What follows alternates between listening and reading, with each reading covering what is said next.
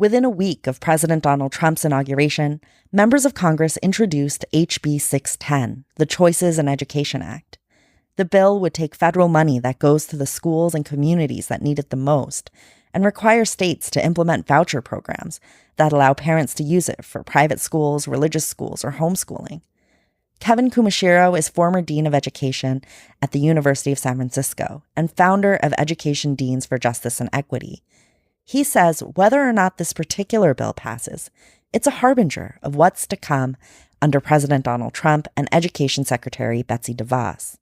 What we're hearing, both in terms of rhetoric and in terms of proposed policies, are really going to be quite destructive to public education. They are about doing away with the federal role in advancing civil rights in education. It's about using funds to fuel the privatization of public schools. But a lot of the things that we're hearing currently at the federal level are actually not brand new. I mean, in some ways, what we're seeing with Trump and Betsy DeVos, the new Secretary of Education, it might be shocking to some, but it's actually building on decades and even the most recent years under the Obama administration to move us towards marketizing and privatizing public education, to move us towards more school choice, to in some ways overregulate, to in some ways underregulate. So I think this is our challenge, is when we try to name the landscape, we need to actually recognize that there's a history that brought us here and that the picture is incredibly complex.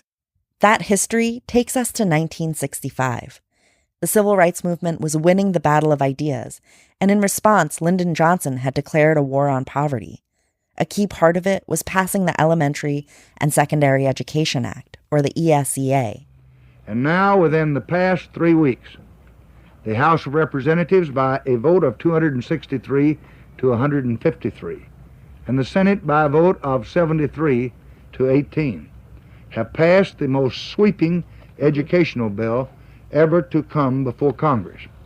It represents a major new commitment of the federal government to quality and equality in the schooling that we offer our young people. That bill created the framework for how the federal government would engage in education.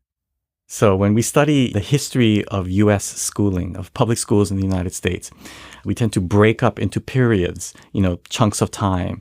And there's a period from around the 1950s to the 1980s that many historians call the federal era in U.S. schooling. And it's called the federal era because that's the decades when the federal government began to assert a lot more influence over public education.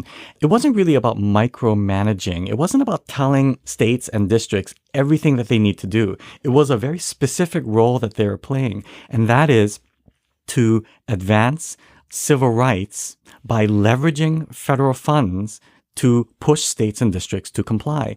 So what characterizes a lot of what was happening, particularly in the 60s and 70s, was a series of federal legislation that was doing exactly that. It was basically compelling states and local districts to follow civil rights, non-discrimination legislation and principles by leveraging federal funding as kind of the carrot or the incentive. So Elementary and Secondary Education Act, it's addressing in Title I, it's addressing students in poverty. Title III, it's addressing English language learners. And you have the Bilingual Education Act, you have the Higher Education Act, you have the Civil Rights Act, you have the what eventually became the Individuals with Disabilities Education Act. And all of these are really the federal government saying, we need to recognize that public schools are falling short in serving some of the most underserved of populations. And so our role is to come in and direct federal funding to try to address the populations that are most falling through the cracks. And this is what I think is so concerning about the recent movement by the federal government. In 2001, No Child Left Behind was enacted. On the one hand, it reauthorized the ESEA, but on the other, it shifted the role that the federal government would play in education. I was saying earlier that there's this period from the 50s to the 80s called the federal period. Okay, well, historians also call the period from the 80s till today the Standards-Based Reform period, or the Standards and Accountability period. And it's because there are ideas that emerged, particularly from some of the foundational entities of the conservative and neoliberal movements, like the Business Roundtable, right, the top 300 CEOs of corporations from the United States, that have turned their attention to public education policy. And what then became influential from the Reagan administration really right up until now is this idea that the way you improve education is you delineate, you articulate a set of standards, and then you hold schools accountable for meeting those standards as measured by these really narrow standardized tests. And so high-stakes decision-making increasingly became a centerpiece of federal policy and therefore of national policy.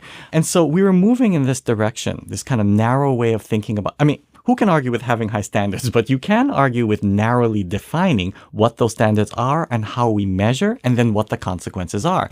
It became this very narrow test and punish kind of policy that really you see roots, rhetorically at least, with the Reagan administration. It continued with Clinton, but No Child Left Behind really brought this to life. And then, of course, under Obama, you have Race to the Top. And moving us even more towards high-stakes testing is a very, as you pointed out, it's a very different role that the federal government has played when you compare it to from the 50s to the 80s, right? Which is much more about ensuring that we're addressing issues of diversity, equity. Now we're actually kind of telling states what to teach, how to measure whether or not that's been taught.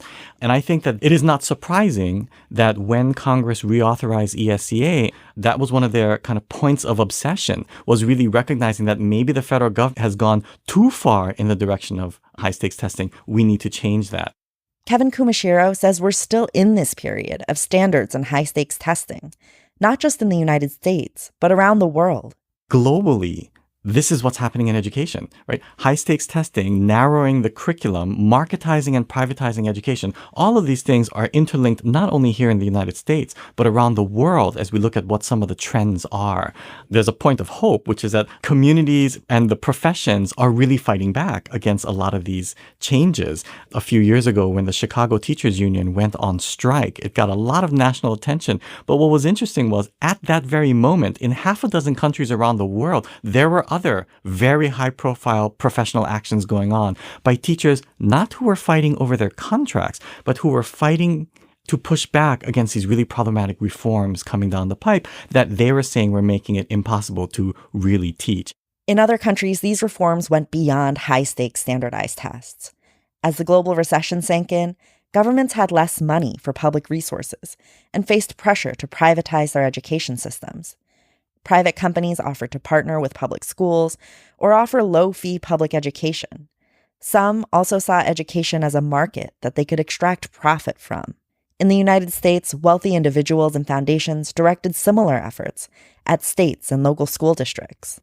We're going to see not only pushes to expand school choice and voucher programs, but more specifically, I also think we're going to see a push to liberalize our ability to charterize a district. In other words, to convert a whole bunch of neighborhood public schools into charter schools. Donald Trump was calling to expand school choice by diverting a lot of money into vouchers. Betsy DeVos is known for really spearheading the voucher reform initiatives in Michigan.